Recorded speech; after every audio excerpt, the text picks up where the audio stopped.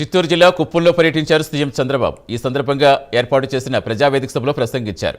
దేశంలో ఏ రాష్ట్ర వినత స్థాయిలో పెన్షన్ల ద్వారా సంక్షేమం అందిస్తున్నామని తెలిపారు. ఏపీలో ప్రతి నెల 2,730 కోట్ల మేర పెన్షన్లు పంపిణీ చేస్తున్నట్టు వివరించారు. తమిళనాడులో 315 కోట్లు, కర్ణాటకలో 392 కోట్లు మాత్రమే పింఛన్లు కేటాయిస్తాయని తెలిపారు. ఏపీలో పేదలకు ఏ స్థాయిలో పెన్షన్లు అందుతున్నాయో ప్రజలు ఆలోచించాలని సూచించారు. అన్ని రంగాల్లో మహిళల భాగస్వామ్యం పెరగాలని చెప్పారు చంద్రబాబు.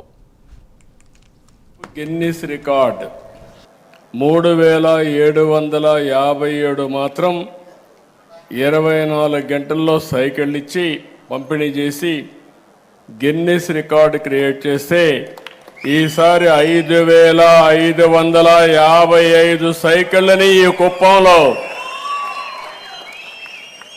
పంపిణీ చేసి ఒక చరిత్ర క్రియేట్ చేశాం.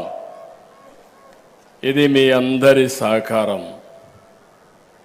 ఈరోజు నేను ఒక గిన్నీస్ రికార్డు వచ్చిందని కాదు, రాబోయే రోజుల్లో దీనివల్ల ఎన్ని లాభాలు ఉంటాయో అధ్యయనం చేసుకోవాల్సిన అవసరం ఉంది.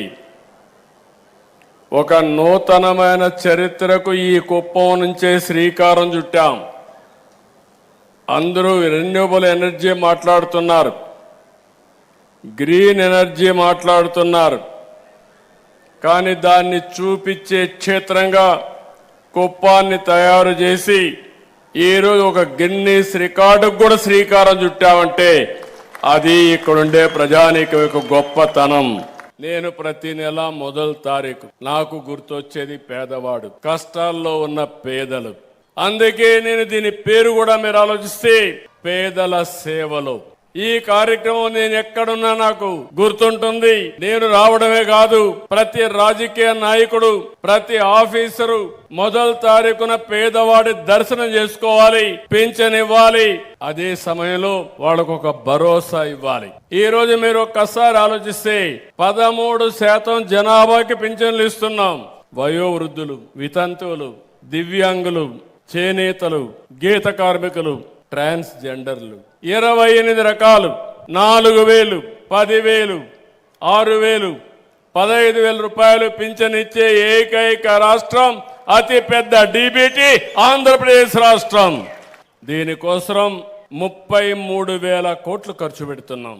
19 నెలలు 58,654 కోట్ల రూపాయలు డిస్ట్రిబ్యూట్ చేశాం.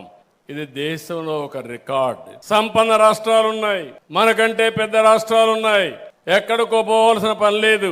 పక్క నుండే కర్ణాటకలో నెలకు వాళ్ళు ఖర్చు పెట్టేది 392 కోట్లు, పక్క నుండే తమిళనాడులో 315 కోట్లు. మనం ఏకంగా ఖర్చు పెట్టేది ఎంతో ఒకసారి గుర్తెచ్చుకోండి, 2